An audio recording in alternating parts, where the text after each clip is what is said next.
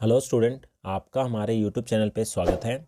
आज के इस वीडियो में हम रेशियो एंड प्रोपोर्शन के बारे में पढ़ेंगे, जिसको हिंदी में हम बोलते हैं अनुपात एवं समानुपात। तो आइए देखते हैं रेशियो क्या होते हैं और प्रोपोर्शन क्या होते हैं। तो सबसे पहले हम देखते हैं रेशियो। ठीक है, तो सबसे पहले हम देखते हैं रेशियो क्या होते हैं। तो रेशियो क्या होता है, जैसे कि अगर मैं किसी भी दो क्वांटिटी को कंपेयर करूँ, जैसे कि 5 किलो और 600 ग्राम। ठीक है, यहाँ पर 5 किलोग्राम है और यहाँ पर 600 ग्राम है। ठीक है, अब देखिए यहाँ पर जो यूनिट है, यहाँ पर किलोग्राम दे रखी है 5 के साथ, और 600 के साथ क्या दे रखा है, ग्राम दे रखा है। तो रेशो हमें निकालने के लिए क्या करेंगे, सबसे पहले सेम यूनिट में होना चाहिए। मतलब या तो दोनों को पहले किलोग्राम में बदलो या फिर दोनों को ग्राम में बदलो। तो देखिए अगर मैं 5 किलोग्राम को ग्राम में बदलूँ तो क्या आएगा, हमें ये पता है कि 1 किलोग्राम में 1000 ग्राम होते हैं। तो 5 किलो में कितने ग्राम होंगे, 5000 ग्राम होंगे। ठीक है, अब ये भी ग्राम में हो गया। अब रेशो कैसे निकलेगा, अब इसको हम बटे में लिख देंगे। तो 5000 बटे में 600। अब इसको सॉल्व कर देंगे थोड़ा, ये 3 आ गया, ये 25 आ गया। तो आखिर में काटने के बाद 25 बटे 3 बचा। ठीक है, तो जो अनुपात होगा उसको हम लिखेंगे 25:3। इस तरीके से हम किसी भी दो या दो से ज़्यादा क्वांटिटी में अनुपात निकालते हैं। ठीक है, अब हम देखते हैं कुछ और उदाहरण। अब जैसे कि अगर हमें अनुपात निकालना है 2 घंटे और 80 मिनट में। ठीक है, अब यहाँ पर भी आपको सबसे पहले दोनों की यूनिट सेम करनी पड़ेगी। देखिए यहाँ पर घंटे लिखा हुआ है और यहाँ पर मिनट लिखा हुआ है, तो या तो दोनों को घंटों में चेंज कर लो या फिर मिनट में। तो हम क्या करेंगे, 2 घंटे को मिनट में चेंज कर लेते हैं। तो हमें ये पता है कि 1 घंटे में जो है कितने मिनट होते हैं, 60 मिनट होते हैं। ठीक है, तो 2 घंटे में कितने हो गए, 2 घंटे में हो गए हमारे पास 120 मिनट। ठीक है, 120 मिनट हो गए। अब हम रेशो निकाल सकते हैं। तो हमारे पास जो अनुपात आएगा, जिसको हम रेशो बोलते हैं, वो क्या हो जाएगा, 120 बटे में 80। काट देंगे, 4 के पार्ट से काटा ये 2 और ये 3, तो 3/2। तो जो अनुपात आएगा इसका वो हो जाएगा 3:2 का। ठीक है, इस तरीके से हम अनुपात निकालते हैं। अब तो आइए अब देखते हैं कि प्रोपोर्शन समानुपात क्या होता है। तो देखिए कभी भी अगर हम दो अनुपात निकालते हैं और दोनों अनुपात सेम हो तो वो हमारे समानुपात होते हैं। जैसे कि 1/2। ठीक है, ये एक अनुपात है। ठीक है, और अगर मैं दूसरा अनुपात निकालूं 10/20 का, तो अगर इसको मैं सॉल्व करूं तो सॉल्व करने के बाद ये भी 1/2 ही आएगा। ठीक है, मतलब ये दोनों बराबर है। तो हम ये लिख सकते हैं कि जो 1/2 है ये किसके समानुपात है, 10/20 के। तो इसको लिखा कैसे जाता है वो आपको याद रखना है। 1:2 जो है वो समानुपात है किसके, 10:20 के। ये आपको जो बीच में दिख रहा है 4 बार डॉट लिखा है, ये हमारा प्रोपोर्शन का सिंबल होता है। ठीक है, इसका मतलब होता है कि ये दोनों रेशो बराबर होंगे। इसी तरीके से एक और एग्जांपल ले लेते हैं, जैसे 3/4 है। ठीक है, ये बराबर होगा हमारा किसके, 12/16 के भी। ठीक है, अगर मैं इसको सॉल्व करूं तो ये भी 3/4 ही आएगा। तो इसको हम लिख सकते हैं 3:4 जो है वो समानुपात हो जाएगा 12:16 के। ठीक है, तो ये आपको ध्यान रखना है। अब कुछ क्वेश्चन देखते हैं इससे रिलेटेड। तो पहला क्वेश्चन है, यहाँ पर दे रखा है 9:15 जो है वो समानुपात है 45 अनुपात किसके। तो यहाँ क्वेश्चन मार्क की जगह हमें वैल्यू निकालनी है।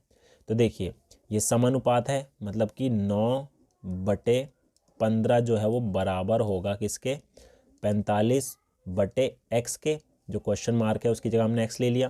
तो इसको सॉल्व कर लेते हैं, क्रॉस मल्टीप्लाई करा, 9x बराबर 45 गुना 15 हो गया। अब x जो आएगा वो आएगा 45 गुना 15 बटे में आ जाएगा 9। तो 9 से काट देंगे, 9×5 45, और 15 को 5 से करा तो कितना आ गया, 75।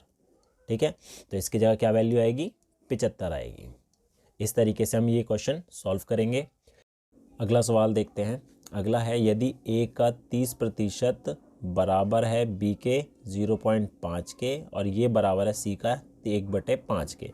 तो ए, बी और सी का अनुपात बताना है क्या होगा। ठीक है, तो इसको हम कैसे करेंगे, हम इन तीनों के बराबर में हम कुछ और नंबर रख लेते हैं। माना कि हमने इसके बराबर में हमने के रख लिया। ठीक है, तीनों के बराबर हमने के रख लिया क्योंकि तीनों तो बराबर दे रखे हैं। तो अगर मैं ए का निकालूं तो ए का जो 30% है वो बराबर हो जाएगा इक्वल टू के। तो यहाँ से अगर ए की वैल्यू निकालें तो ये आ जाएगा, कट गया तो 10/3 आ जाएगा। ऐसे ही बी का निकालूं तो बी का जो 0.25 बराबर है के, तो इसको अगर मैं सॉल्व करूं तो 1/100 हो जाएगा, काटा तो 1/4, तो के बी की वैल्यू आ गई हमारे पास 4K आ गई। ठीक है, ऐसे ही सी का निकालेंगे, सी गुना 1/4 बराबर है 1/5 बराबर है के, तो सी आ जाएगा हमारा 5K। अब हमें रेशो किसका निकालना है, ए, बी और सी का। अब अगर मैं इसका अनुपात निकालूं, ए अनुपात बी अनुपात सी का, तो 10K/3, ये 4K और ये 5K। तो K तो हमारा कट जाएगा। ठीक है, तो अब क्या करेंगे, इनका एलसीएम ले लेंगे। इसके बटे में 1 है, इसके बटे में 1 है, तो क्या करेंगे, तीनों को 3 से गुना कर देंगे तो हमारे पास आएगा ये 30, ये तो 10 ही रहेगा हमारा। ठीक है, और ये आ जाएगा हमारा 12 और ये आ जाएगा हमारा 15। तो ए, बी, सी का अनुपात हमारा ये होगा।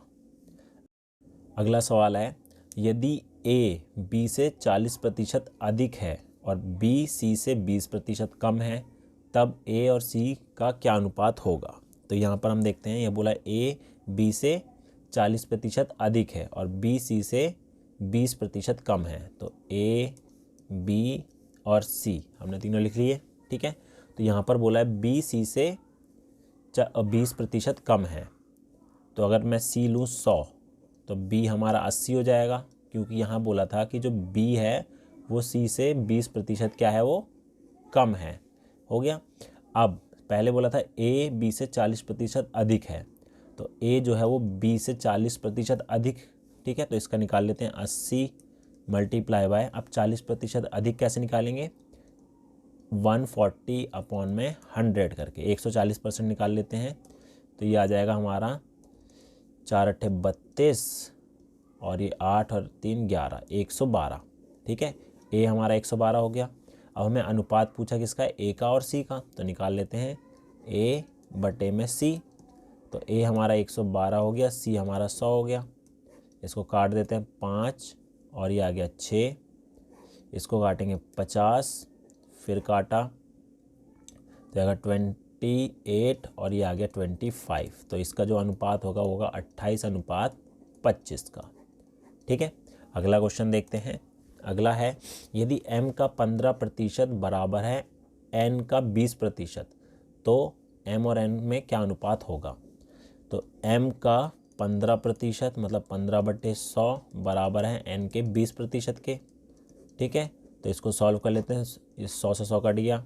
ठीक है, तो हमारे पास m बटे में n को हम इधर ले आएंगे और जो 15 है उसको हम इधर ले जाएंगे।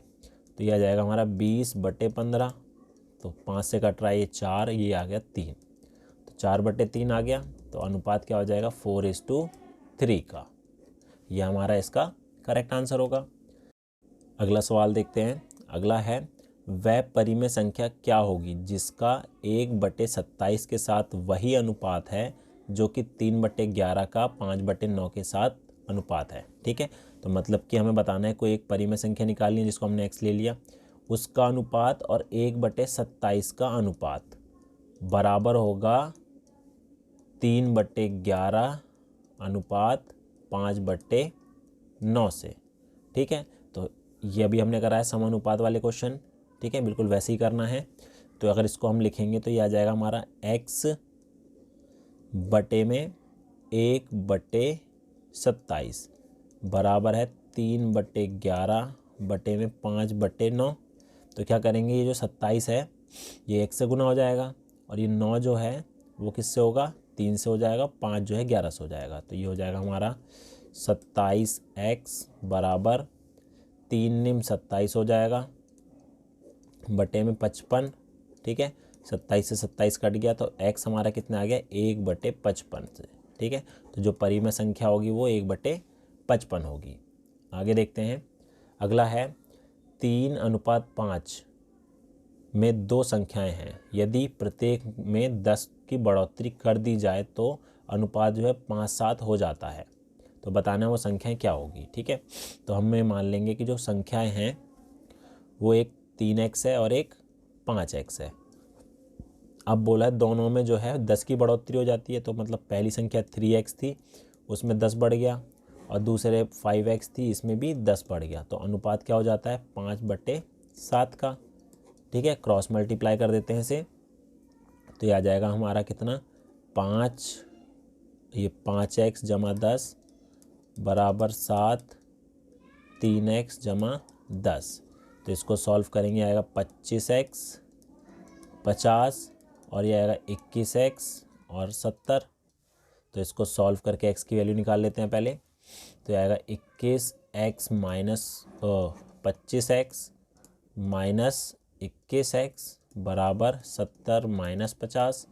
तो हमारे पास 4x आ गया 20 के, तो x की वैल्यू कितनी आ गई 5 आ गई। x की वैल्यू 5 आ गई। अब हमें पूछा क्या था कि दोनों नंबर क्या होंगे। ठीक है, तो पहला हमारे पास 3x था और दूसरा 5x था। ठीक है, तो ये हो जाएगा 3 गुना 5 15। पहला अंक जो था, पहली संख्या 15 थी और दूसरी संख्या कितनी थी 25 थी। आगे देखते हैं, अगला सवाल देखते हैं। दो संख्याओं का अनुपात जो है वो 5:7 है, यदि प्रत्येक में 9 घटा दिया जाए तो उसका अनुपात 7:11 हो जाता है। इन संख्याओं का अंतर क्या है। बिल्कुल सेम क्वेश्चन है जैसा भी हमने पिछला क्वेश्चन किया है। ठीक है, तो दोनों संख्याओं को हम मान लेते हैं, एक हमारा 5x हो जाएगा तो दूसरा 7x हो जाएगा, क्योंकि अनुपात हमें दे रखा है 5 और 7 का। अब बोला है दोनों में से 9 घटा दिया जाए, तो 5x माइनस 9 बटे में 7x माइनस 9, तो जो अनुपात होगा वो 7:11 का हो जाता है। ठीक है, अब इसको क्रॉस मल्टीप्लाई कर लेते हैं, तो ये हो जाएगा हमारा 11 गुना 5x माइनस 9, ये हो जाएगा 7 इंटू 7x माइनस 9। तो ये कितना हो जाएगा हमारा 55x माइनस 99, यह है 49x माइनस 63। तो इसको सॉल्व कर लेते हैं, ये 55 होगा, तो 55x में से हम 49 घटा देते हैं, और ये माइनस का है, माइनस का 63, और इधर आकर ये 99 प्लस का हो जाएगा।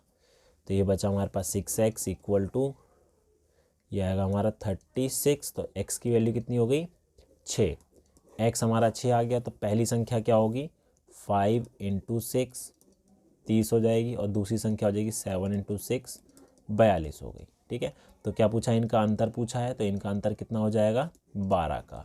तो 12 इसका करेक्ट आंसर होगा। आगे देखते हैं, अगला सवाल है, एक कक्षा में लड़कों की संख्या लड़कियों की संख्या से 12% अधिक है, तो लड़कों का लड़कियों से अनुपात क्या होगा। ठीक है, तो यहाँ पर हमें दे रखा है लड़कों की संख्या। ठीक है, लड़कों की संख्या जो है लड़कियों की संख्या से 12% अधिक है, तो लड़कियों की संख्या, तो हमने ये माना कि जो लड़कियां हैं अगर वो 100 मान लें 100% है, तो जो लड़के होंगे 12% अधिक होंगे, मतलब 112 होंगे। ठीक है, अब हमें करना क्या है, इनका अनुपात निकालना है। तो सिंपली हम निकाल सकते हैं 112 बटे में 100। ये आपको याद रखना है, ऊपर कौन सा नंबर रखना है और नीचे कौन सा रखना है। देखिए यहाँ बोला था लड़कों का अनुपात निकालना है हमें लड़कियों से, तो जो इसका अनुपात निकालेंगे वो ऊपर रहेगा। तो इसको सॉल्व कर लेते हैं, तो ये करा 4 से काटा 25, ये हो जाएगा 4 दूनी 8 और 4 अट्ठे 32, तो 28:25 है। आगे देखते हैं, अगला है, एक दुकान में पेंसिल पेन तथा कापियाँ 10 2 और 3 के अनुपात में हैं। यदि दुकान में 120 पेंसिल हों तो कॉपियों की संख्या कितनी होगी। ठीक है, तो यहाँ पर पेंसिल पेन और कॉपियाँ, पेंसिल को P ले लिया, पेन को मैंने P ले लिया, और कॉपियों को मैंने C ले लिया।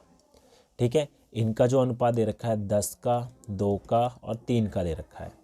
अब हमें बोला है कि दुकान में जो 120 पेंसिल हैं, टोटल जो पेंसिल है वो 120 है। ठीक है, तो हमने ये माना कि जो पेंसिल है, पहला वाला पेंसिल है, ठीक है 10, तो पेंसिल हमारे पास 10x है, वो कितनी दे रखी है 120। तो यहाँ से हम x निकाल लेते हैं, 120/10, तो x का मान हमारा 12 आ गया।